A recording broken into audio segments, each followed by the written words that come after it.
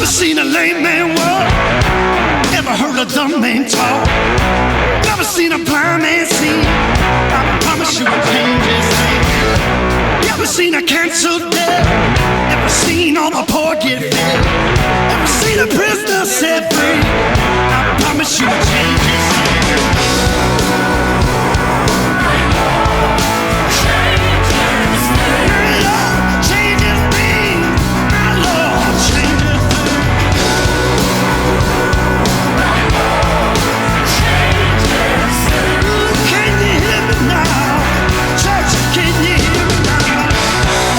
A broken heart made whole.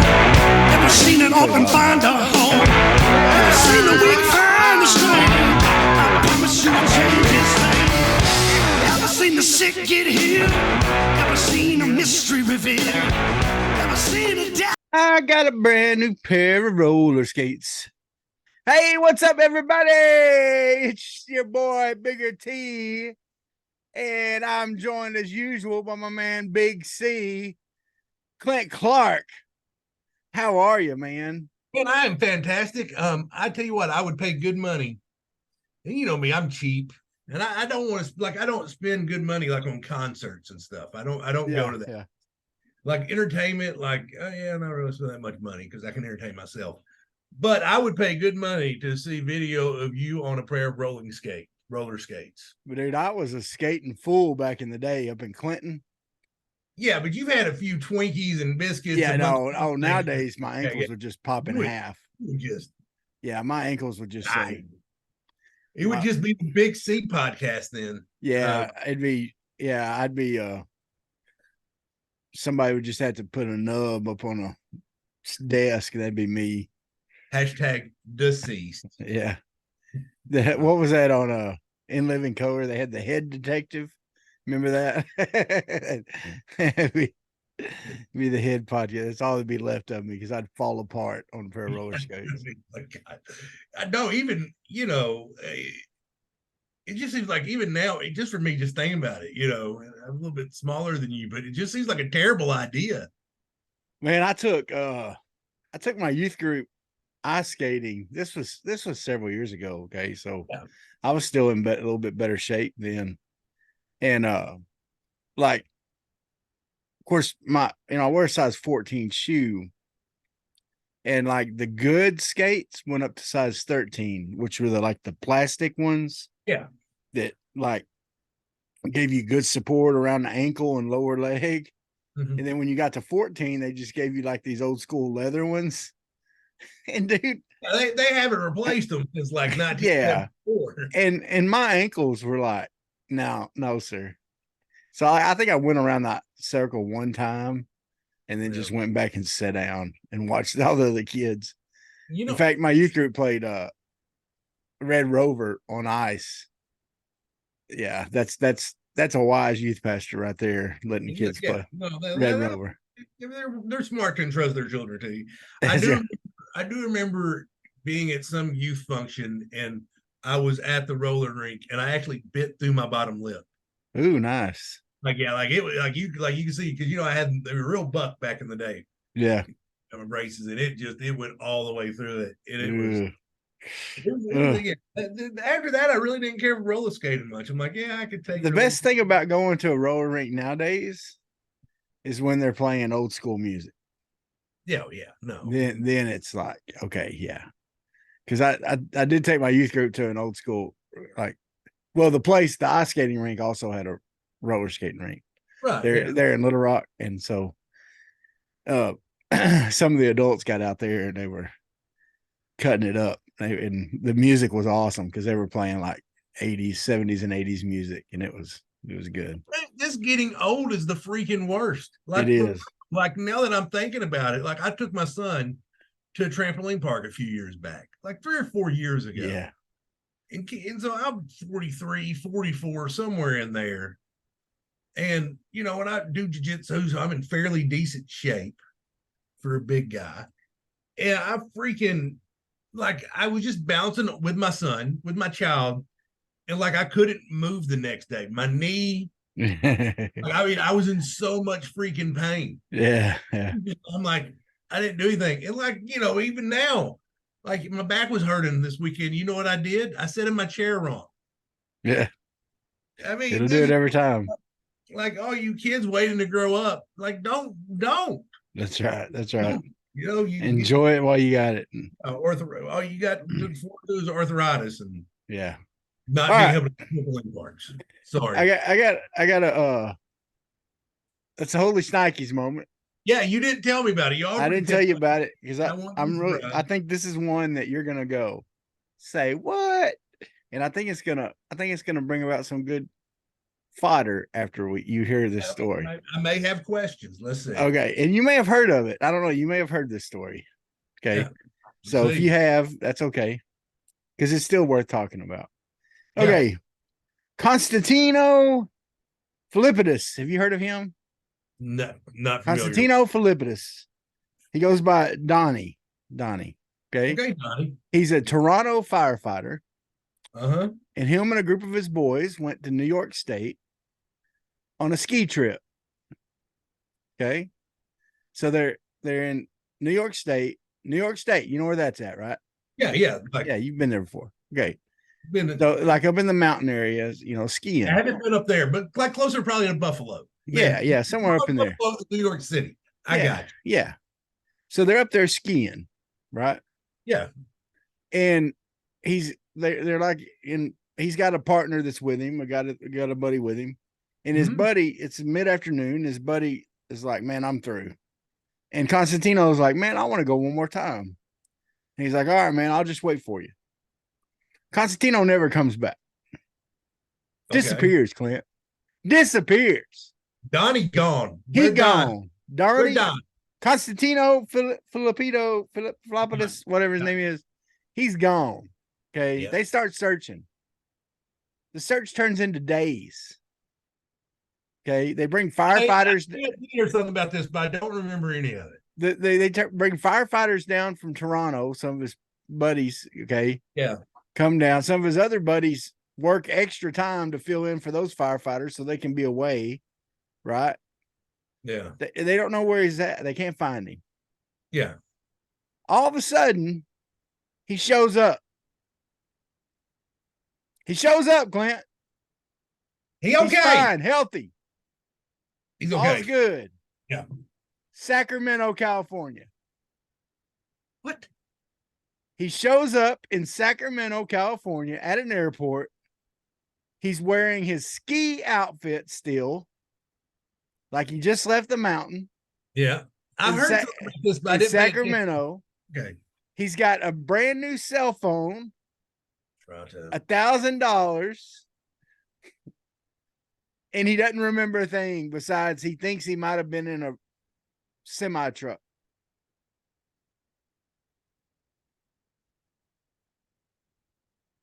I mean, okay. I mean, did they test him to make sure nothing bad happened? I'm guessing. I haven't heard much of a follow up. But you know where my mind went? Okay, well, go ahead. Your mind may be going the same place. It's The Hangover where my mind's going. No, my mind's going Walter White. Oh. Did you watch Breaking Bad? Yeah, I watched Breaking Bad. Okay. Remember when he disappeared and he said he had amnesia from his cancer treatments when he was out cooking meth and he got in trouble out in the desert and all that kind of stuff. And so he needed something to explain why he was gone. So he just kind of showed up at a gas station, a convenience store, butt naked. You remember that? Okay. Right. Is Constantino, is he doing a Walter White? You think he's faking? I don't know. I mean, how do you end up in? Because I feel like you've dropped me in to the. Because here's the problem: you've dropped me into the middle of the sitcom, to the middle of the drama. I'm in the middle of the drama. Like, okay, what's next? And it's like they canceled the show. Yeah. Because I found out before they came on here, they canceled Heels, and I'm salty about it. Oh, yeah, I'm spicy, but that's okay. I'm gonna get over it. Like, good. I need to know what happens. I need follow up on this. Like, what happened? Is he? I don't know. Donnie He got a new cell phone. He's got $1,000 cash, yeah. and his ski outfit still on him. Like he traveled from New York State to Sacramento. Somehow, still like okay. Let's say he did hit his head on a tree or something, Yeah. and he went. You know, I don't know. But He see, hitched a ride with a semi truck. You're gonna show up in truck stops with ski outfit, and people aren't gonna go, "Man, what's that dude up to?" because if it had been more than what was it, 9 days? You said No, 5. I think 5 or 6. okay, even 9. That's not like if he would have bonked his head and like there had actually been somebody that was hiding from somebody up in the woods, and then they would have pulled him in the woods and like nursed him back to health because he had a traumatic brain injury, and like, and then like it's like 2-3 years later he never came back, never realized who he was, and like so he just started a new life, started a new family. He's got a new kid. Yeah. And, but there wasn't enough time for that. No. So I don't think it's that. I don't think he was pulled in the woods, nursed back to health. It has to be. You think he like really wanted his buddies to go to Vegas? Because Vegas is between New York and Sacramento. You think he really wanted his buddies to go to Vegas, and he did pretty good at the casinos, won $1,000. Got him a burner phone. Listen, but the thing is, I've never in my life have been like, hey, you know what, Sal, where would be a fun vacation spot? Sacramento. Yeah. Like, I mean, just like, how do you end up in Sacramento? I mean, like, of all the places in the world, why Sacramento? Yeah. Like, and they said it looked like he had been wearing the ski outfit the whole time. Like, it didn't look like he had just like thrown it back on. Because like I think he had to be on some sort of trip. There's no other. I think he was taking some of Aaron Rodgers. Somebody sent him something, but man, I don't know. I mean, did he go on a 9-day bender? I don't know. I don't know. Follow up on this one, Johnson. We're gonna need a crazy story, isn't it? It is a crazy story. Constantino. Hey, if you're out there listening, we want you on the podcast. Yeah. Hey, you have an open invitation. I mean, anytime. I mean, I know we normally talk Razorbacks, but I think, come on. We need to talk to you. This story's too crazy. Yeah, we need to know what happened. We need it. Well, all right. So enough with Philippidis. So I know where we're headed, but I do want to bring up one more thing.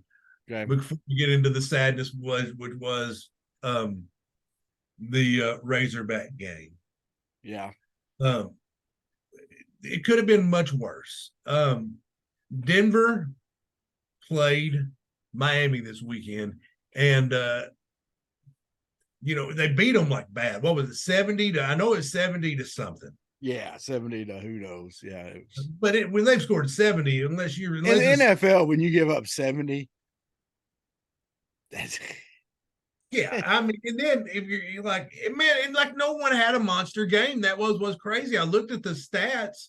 Yeah, there wasn't as like everybody had a great game, and they couldn't. Tua was on my bench in my in one of my fantasy football leagues. My starter's Mahomes. Yeah, well, so okay. I'm not going to start Tua normally. Oh no, I was like, man, I bet Tua had great stats, and really he did a little better than Mahomes, but not much. Yeah, but so they scored 70 points. Did you know Michael McDaniel was a ball boy for the Denver Broncos? Michael McDaniel. Or Mike McDaniel, the head coach for the Dolphins. Oh, really? He was a ball boy. Nice. For the Broncos. So he grew up a fan. They must have mistreated him or something. Yeah. For him to just be like, you know what? But the thing was, like in the first half, Tua threw a perfect game. Yeah. Like he had literally almost a perfect game. Besides maybe more distance. He could have had more distance on his throws. But other than that, I mean, what was he like 12 for 12? Yeah. and something like that, and or 13 for 13, and Just ridiculous. Well, and kudos to the Dolphins because they could have been, and it had to be tempting. They could have set the scoring record. They were right there, and they chose to take a knee. Yeah. So, you know it had to be in the back of your mind. And yeah, some people would have given you a hard time for it, but I think a lot of people would have understood too. Yeah. So, like, let my backups play to the end. But yeah. Well, anyway, back to Death Valley. Yeah. Now, okay, here's the deal. It's disappointing we lost. It is. It's disappointing we lost. However, how many people actually predicted this as a win? And that was exactly my thoughts, Travis, is when we really get into it, I think me, you, Basil, across the board had it as an L for the Razorbacks. I thought this is going to be the best team we play all year. I still think that may be true. Yeah, and I think that it was. I think it's the best team we play all year. LSU is probably the second best team in the SEC behind Georgia. Mm-hmm.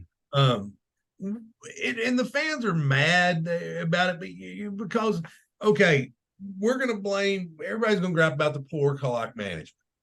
Yeah, by the field goal. The only decision that I think that Sam Pittman made wrong, you've got to call timeouts in those spots because if you don't get the situation figured out, the game's going to get away from you. It just is what it is. Yes, I would love to have the timeouts in that situation. Calling those timeouts were the right call. Yeah. And y'all can be as mad at Pittman about it as you want to. Maybe they should have their stuff together better. It is what it is. So I don't. No, you're exactly right. I mean, look, you got to make those timeout calls, or like you said, you told me on the phone, you're not in the situation where you're tied up at the end of the game if you don't make those timeout calls when you do. You know, and you're right there. You're right. However, I still think the thing that's plaguing this team right now, the thing that's hurting them most, is communication of the new offensive scheme. Yeah. I think that's the biggest struggle they're having. If you remember Andrew Chamley, when he was on last week, he talked about that 4th and 1 play, folks. And we're the only one that got this. No one else in our Razorback media is talking about this. What happened on that play was, as Andrew told us, is that was a miscommunication. That was supposed to be a no play. They were supposed to just get up there, try to draw the other team off sides, either call a timeout or let the clock run out, and then let it go. But there was a miscommunication. That's why our left guard, was it Latham at that time? I believe so. Yeah. Didn't move. That's your obvious sign that he didn't get. That there's some kind of communication off, because a guy that's that, Latham's, he hadn't had the best of season, but he's not a terrible player. Look, he didn't move because it wasn't supposed to be a play. It was funny is Pittman has never made that as an excuse. No, he never has. He hasn't. I mean, he hasn't. Pittman, and that's one thing I love about the guy. He doesn't give excuses. Listen, we're still upset about BYU. Yeah. LSU went about as good as it could. Honestly, you played a good game. LSU is a better football team than Arkansas. It is what it is. The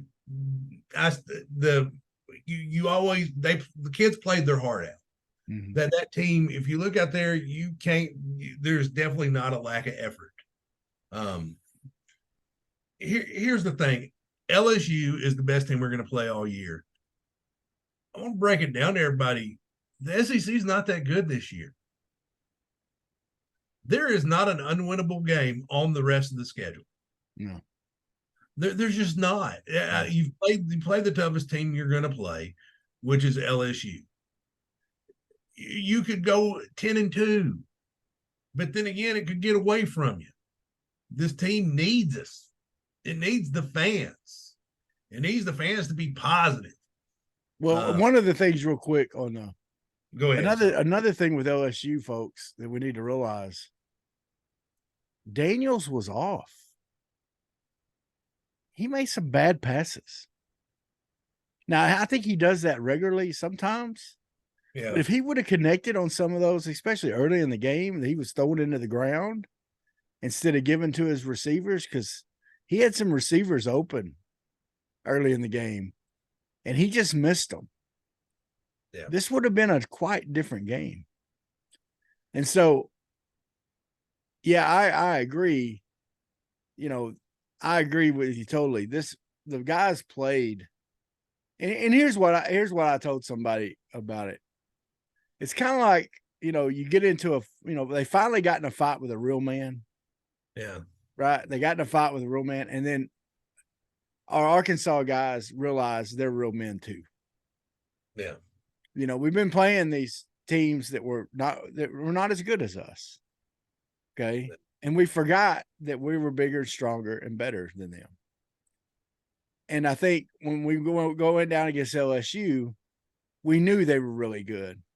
Yeah. And you saw our offensive line step up. They took a punch because they were going against some stud defensive linemen, some stud linebackers. And they remembered, hey, I can punch back too.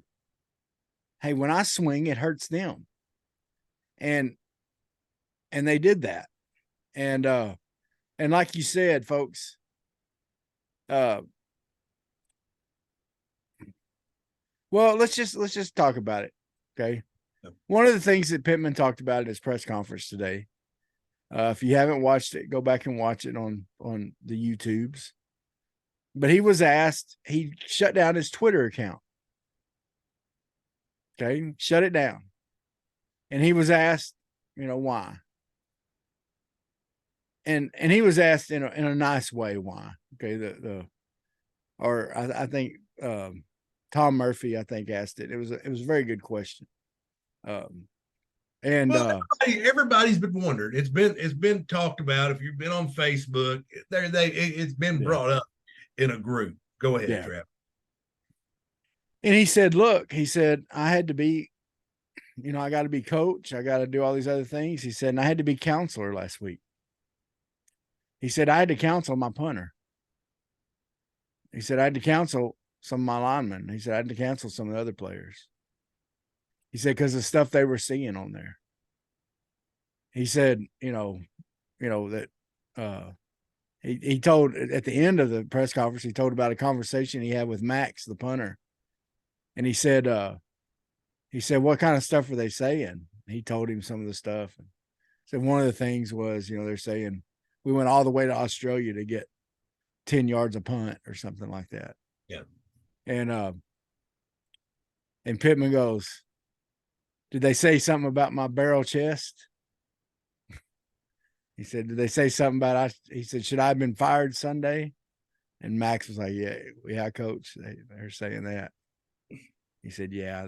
He said, they don't know anything. He said, I'm still here. You're still here. We're all right. But he went into a whole speech about it. He said, look, people say, well, you're a public figure. You make all this money. He said, that doesn't excuse being disrespectful to people. It doesn't matter how much money they make. He said, someone can hide behind a phone and they can hide behind a phone and say anything they want to. Yeah. And they can hurt people he said, we have our players. He said, and we're not, every school has to have counseling for them because they have to deal with this stuff so often. He said, it shouldn't be like that. People shouldn't be able to do that. And Clint, I totally agree with him. No, Sam Pittman is 100% correct on that. And we know this, and you can delete it out of here if you want to. I don't care. But Jordan Dominic, we had him on the podcast. Great kid, great young man. If you're a father of a daughter, the type of young man you'd want your daughter to bring home. That was my opinion of Jordan Dominic. We changed defensive coordinators.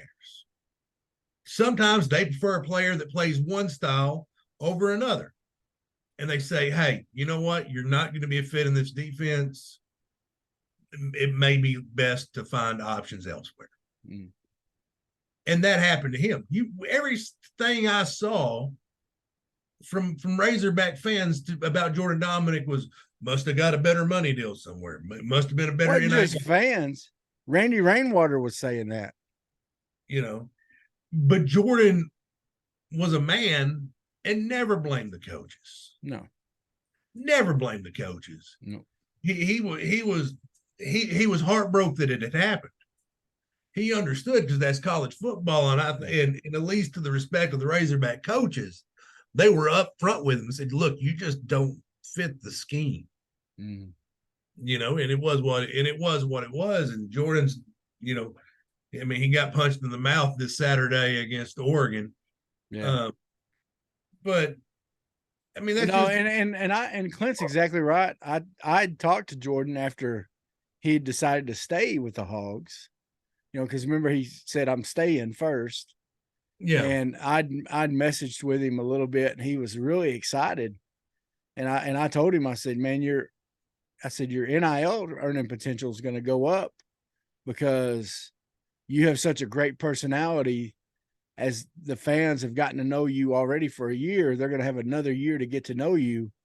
You're going to be able to do some great things for this community. And he said, yeah, man, I can't wait. And we talked about how leadership was changing with Poole being gone. And some of them, I said, that defense is going to need leadership. And I think you can, be kind of that guy. He said, that's what I want to do. He said, I want to be a leader. So he was, look, he was super excited about being a Razorback for another year. But like you said, man, I finally, one day on drive time, I finally called in. I said, look, I don't want to, bust everything out. But I said, not everybody leaves because of money. I said, sometimes when new coaches coming in, they're changing the scheme. Players are told to leave, and I told him, I said, I just feel bad because I feel like Jordan's name's getting dragged through the mud here, and it wasn't his decision. Well, even Otis Kirk wrote a thing on Hogville on Facebook. He said, not all these players, some of these players are being asked to leave. Yeah. I mean, they are. That's but that's college football going forward. It's that they've taken the amateurism out of it. And that's the excuse people give, right? They say, well, these players are making money now.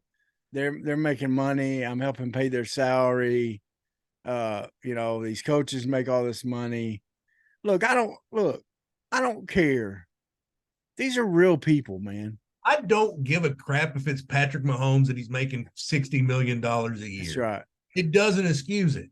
I mean, these are real people. I mean, and you know what? And if you talk to some of these young men, like me and Travis have got a chance to do, you realize the quality of the individuals that they have on that campus and on that football team. You talk to Patrick Kudus, you talk to Andrew Chamblee, you talk to Landon Jackson, Chris Poopall, and you realize they're all great men.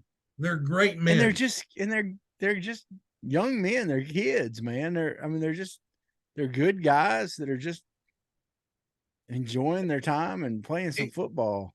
And we know these kids see this stuff because we get in touch with them on social media. We send them messages on social media, and then we hear back from them. Mm-hmm. And that's how we get them. And I always thank them for seeing the message, because I know most of the messages you get are probably negative.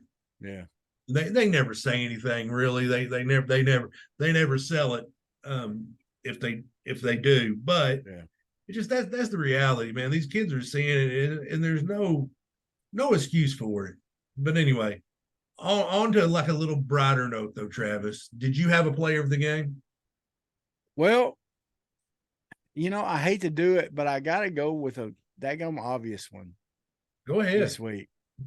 Normally we try to pick out one that not everybody's going to be talking about, but this one I got to go with him. Luke Haas, man. Yeah. Welcome to the show, baby. No, Welcome to the show. Look, that catch he made on the goal line, KJ left him hanging out to dry, dude. He could have got destroyed on that. And yet he still went up and stretched out. Like that was a dangerous place KJ put him in. Okay. I guarantee you, KJ apologized to him after that one. Okay. Threw it up high, made him stretch.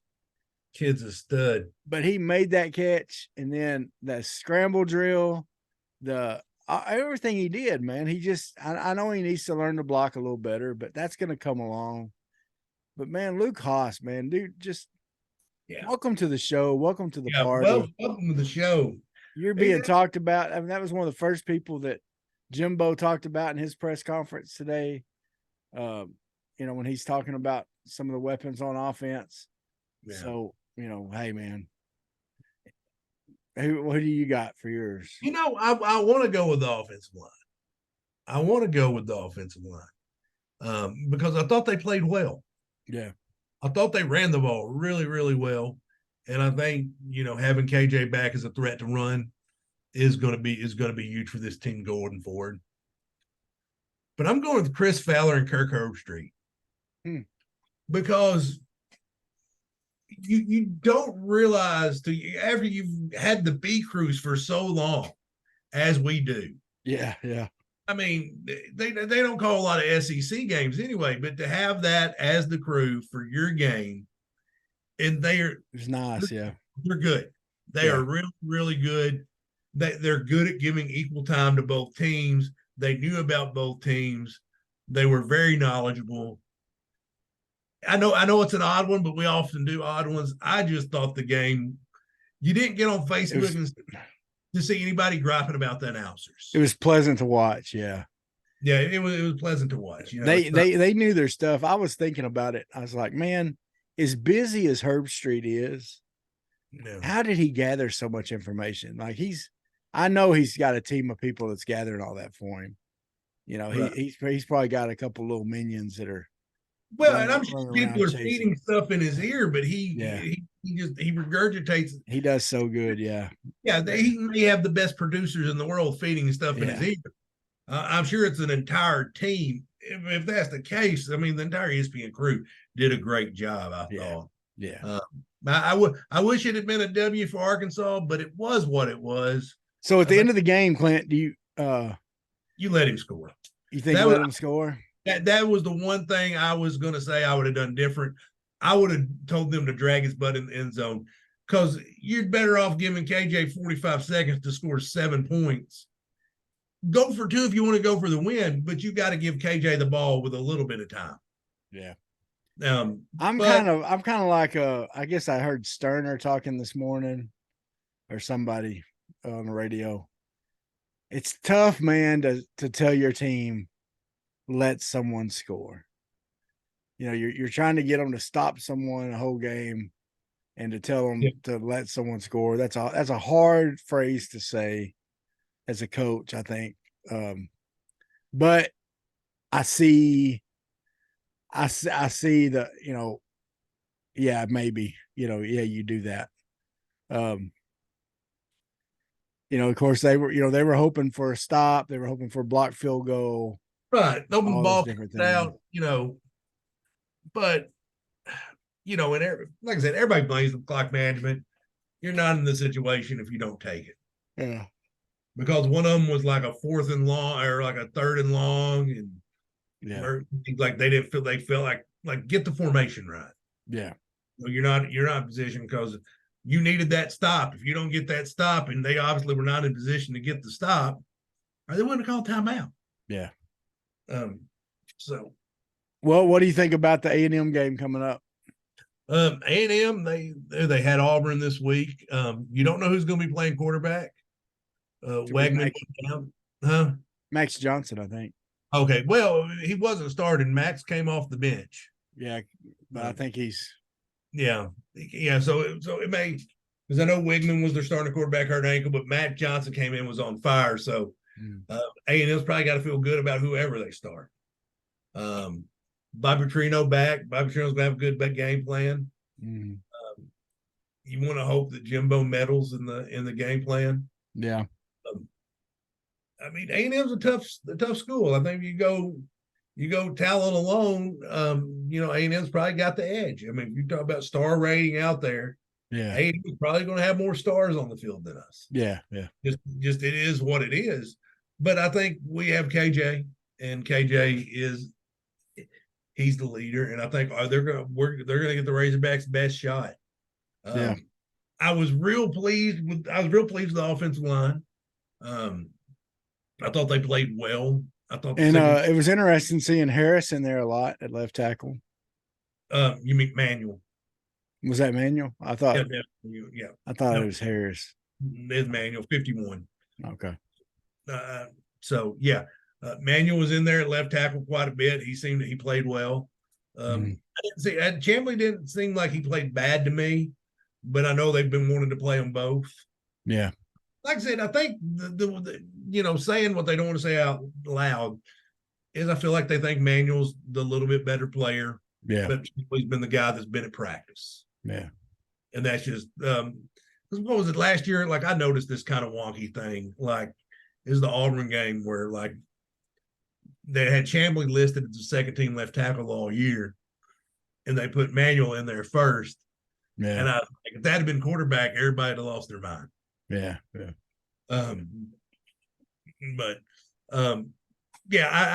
think you may see him probably starting going forward. But I think there's still going to be a lot of football to be played for Chamblee. Yeah. He can play because he'll probably be the number 2 guy on whichever tackle goes down. Yeah. But it's a winnable game. This is a winnable game. But it's also you got to play a good ball game. It's also good to see Dominion do as well as he did. AJ Green didn't do, after having such a good game last game, and everybody was like, why didn't he get more carries? Dominion came in and really had, which Dominion to me is the best all around back we got, probably. As far as just being able to do whatever. And so it was good to see him hitting his holes correctly and kind of working well with the running game, because he seemed kind of out of place the first few games. And this game, he seemed a lot more comfortable. Yeah. And I thought Limmer played. I mean, Kurt Herbstreit couldn't say enough good things about Limmer. Yeah. He did. He played real well. Yeah. And had a great game at center. So, yeah. And our receivers, man, Armstrong, Bolden came out. He's another one that could have been up for player of the game as far as just kind of a coming out party, that catch in the back of the end zone. And they went to him right off the bat, 6'7" guy like that, making plays. It's got to make you feel good. Tesla still had some great plays too, but well, I really think you saw the offense kind of wake up. Yeah. It seemed like last 2 games, just KJ had the BYU game and the Kent State game. KJ just hasn't seemed like KJ. Yeah. And he seemed more like KJ. Yeah, he did. I don't know. He sure did. Yeah, he seemed like, it seemed like that's KJ Jefferson. That's our quarterback, who is now officially tied with Mac Jones for most touchdowns responsible for. Wow. In a quarterback career. So his next touchdown, he'll pass him. Nice. Yeah, he's going to set a lot of records. I'll tell you too, Clint, another one that I thought about for my player of the game, that I'm just really enjoying, is our new defensive coordinator. Yeah. Williams is a great coach. I like the way he calls the defense. I like the way he mixes it up. I think at times this game, I wish he would have been a little more aggressive, but I understand why he didn't, because they had some stud receivers that he was worried about getting past our guys.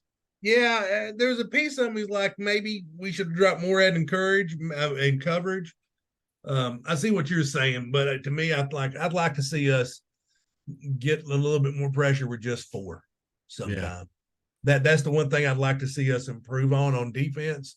Is like that was one of them games. It'd been nice to have 7 in coverage, and to see if Landon Jackson can get there. But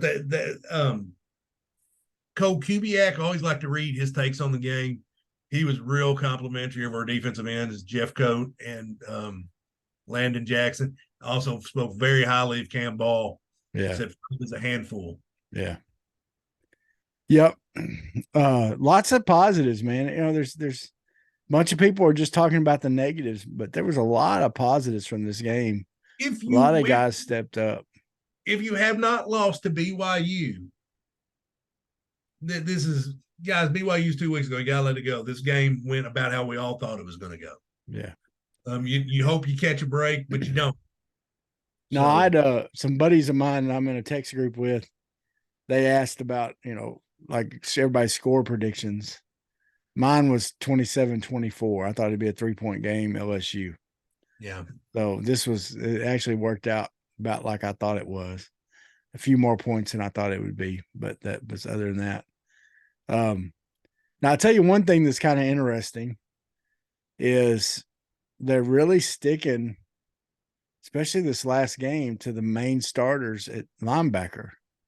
I don't think Greer got to play much. I don't think some of the other guys got to play much. I think it was just mainly, was it Pooh and Thomas? Was Thomas the other starter? Yeah, I thought it was Gene. Oh, no, you're right. Gene Thomas. Anyway, whoever it is, whoever the other starter is, they were the main ones that played. The other ones didn't get in as much. So that's kind of interesting that we're not seeing, because I really expected Greer to get a lot of playing time.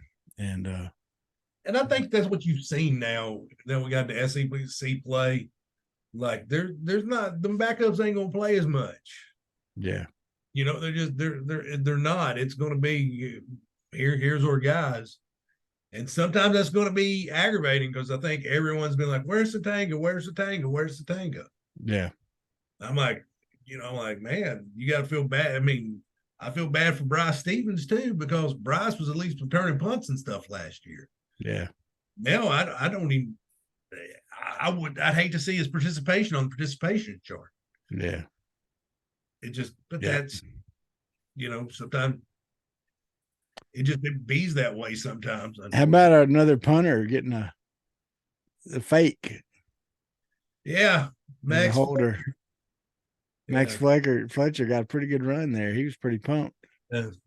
Maybe he might have got some good social media after that one, but yeah, hope so. So. Sure. Well, Clint, they're going to head down to Jerry's World. Yeah. Neutral land, neutral spot. And hopefully it'll be a big W for the Razorbacks. It's a winnable game, dude. And I've told somebody this. I said even in the Chad Morris years, and we've all tried to forget about those. Yeah, the A&M Arkansas game was always tight. Yeah. It's always been a tight game. Now, part of that I think was the way that Jimbo calls a game. So it's going to be interesting to see what happens. I don't think either one of them is going to outclass another one. It's going to come down to the breaks. Yeah. Fortunately for Arkansas, you're not going to have 107,000 screaming drunk Cajuns there. Yeah. So it won't be as loud, but it'll be a 50-50 crowd. Yeah. So it's gonna be interesting what happens. I think I picked. I can't remember if I picked it. I don't remember I picked A&M or Arkansas. I want to pick Arkansas. I really do, but it seems like we always find a way to just fumble this one away. I picked Arkansas on this one mainly because I think they're gonna want to. I think they're gonna really want to win this one. I think after the way it ended last year, I think they're gonna want we're gonna want to make it right. So I'm hoping that's what'll happen. So I don't know about this one. It's a coin flip to me. I do think I think Vegas has got A&M favored by 6.5. That seems high to me. I think this is going to be a 3 or 4 point game. It's going to come down to a kick. Think so? Yes, I really do. So I'm trying not to pick a winner because I don't want to pick A&M and I also don't want to pick Arkansas. Yeah. Because I don't want to jinx it and I don't want to not be a homer. So yeah. not going to pick. I'm just telling you it's going to be a close game. Yeah, I think that's I feel the same way with you, but I do think Arkansas will win. Yeah. Part of that's my homer heart. My lovely homer heart. And for sure. There's nothing wrong with being a homer. Yeah. At all. But yeah, and me and you had this conversation, and I said earlier in the podcast, like the SEC is just not that good this year. Yeah. Just not like Georgia's probably the best team in college football, but they've not looked just fantastic. So this you've watched 4 weeks of college football. So from what you've seen, who would you pick as the best team in football right now? It's gonna hurt me to say it. I think we're thinking the exact same thing, and it pains me too. I think Texas. I do too. I do too. Now that win at Alabama is not looking as good as it once did. No, but it's still good. It's still good. No, that's still not easy. Really good. That was not easy. But and they're just and that quarterback is when you got Arch Manning on the bench and no one is clamoring for him at all. There's hushed tones. Yeah, that's hard to keep. That's hard to keep Arch Manning over there and people not being yay. Especially with fans the way they are. I mean, all it takes is a guy missing a couple passes and all of a sudden people would start saying, "Hey, why ain't Arch playing? He's number one recruit." Xavier Applewhite won a national championship at Texas. Yeah. And literally the fans wanted him benched for Chris Sims. Yeah. Yeah. I mean, it's hard to keep, because Chris Sims, Phil Sims' son, everybody, was, probably a 5-star recruit, everybody. Yeah. So everybody, but that's fans. When you got a name like that on the bench, when you have a big time quarterback recruit, everybody is going to want you benched so he comes in. Yeah. The only time it really happened in Arkansas was Mitch Mustaine, and we remember how that worked out. That's right. I mean, second game in, like you're starting. Yeah. And then, that's neat. We ain't got to get in that conversation. No. Definitely not getting that one. For sure. That's just the thing is whenever you have a big time recruit, keeping that guy on the bench is a hard thing to do. Yeah. Because you remember Chris Leak, Tim Tebow. It just Well, folks, if you get a chance, another thing you need to check out on the YouTubes is the Touchdown Club from Little Rock today. David Basil, our friend, Clint's best friend. Friend of the program.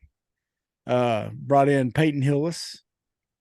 And this is only the second time Peyton's shared his story about the rescue of his kid and all that. And so it was just neat. It was a good interview.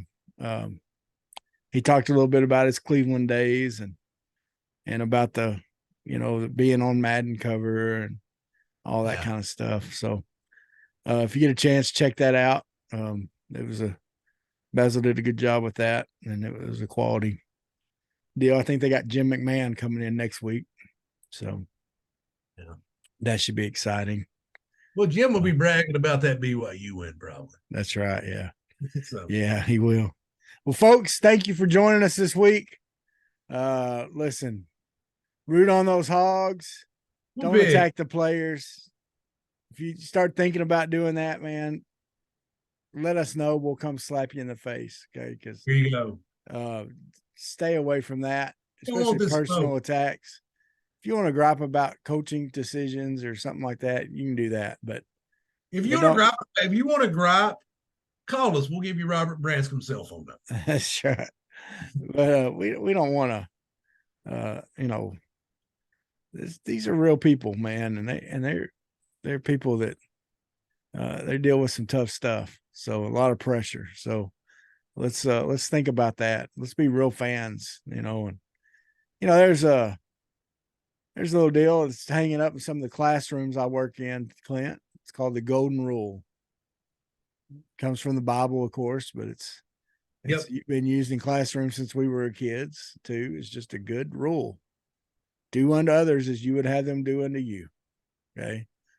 If you wouldn't want your kid talked about on social media and lambasted and talked personal attacks against, then don't do it to somebody else's kid or somebody else's dad or somebody else's mom or whoever else. Okay. Who cares how much money they make? Who cares anything else? Remember that golden rule. It's a good lesson. Good lesson. Anyway, like, share, subscribe, all that good stuff. Check us out on Apple, Google, Amazon, any of those places. Clint, what are you looking for? What are you looking for, huh? I'm trying to hide from you. Okay. It's working. You can't see me. Peace out, everybody. Everybody. Sweat, work, filthy, dirt, harvest, hurt, kingdom come. Sweat, work, filthy, dirt, harvest, hurt, kingdom come. Listen, that's why I sweat when I work. My hands get filthy down in this dirt. Won't see no harvest till I hurt.